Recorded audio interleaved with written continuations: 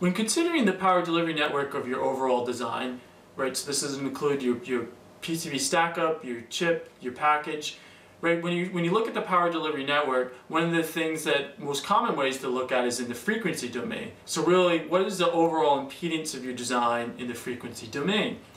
And this is a useful technique to use to start looking at how the different components in your system can help or hurt you in your design. Now remember, the whole purpose of your power delivery network, the whole thing that you're trying to do is to keep your inductance low.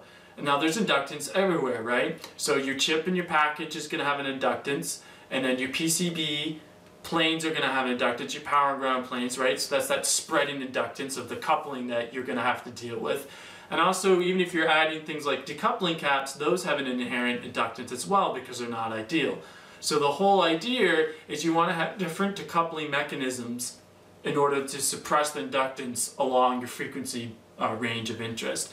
So, one way to look at it is at low frequency, under a megahertz, that's really where your voltage regulator module or your DC to DC converter is involved. Now, we're not going to go into that because that's a pretty complicated subject, but really the frequency range of that, the impact of the decoupling in that is, like I said, only up to a couple of megahertz.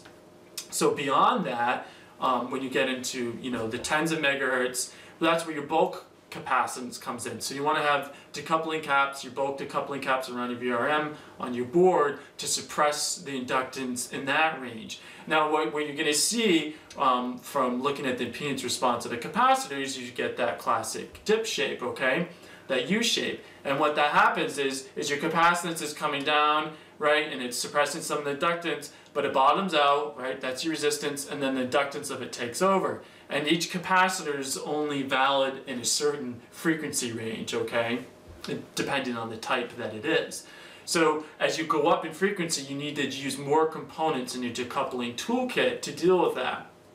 And again, when you think about your PCB, on the very low end you have your voltage regulator model, then next you have your bulk capacitance, and then in the middle you have your mid-frequency caps, your ceramic caps, your 042s, those type of decoupling caps. But again, those are only going to be effective up to maybe 100 megahertz to 300 megahertz. There's different techniques and types that you can use to try to stretch that out about how effective range of capacitance you can use with those types of caps. And then beyond that, in a couple megahertz range into gigahertz range, you really need to have your package and your chip capacitance take over.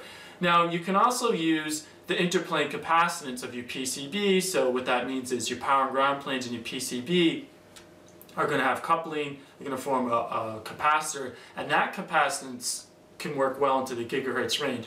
But normally your chip and package inductance and capacitance is really going to swamp that out. So really when you start thinking about impedance in the frequency domain and you start thinking about, okay, how do I keep my impedance low enough, over a wide range of frequency up to a gigahertz or 2 gigahertz so that my voltage supply doesn't have too much voltage ripple on it.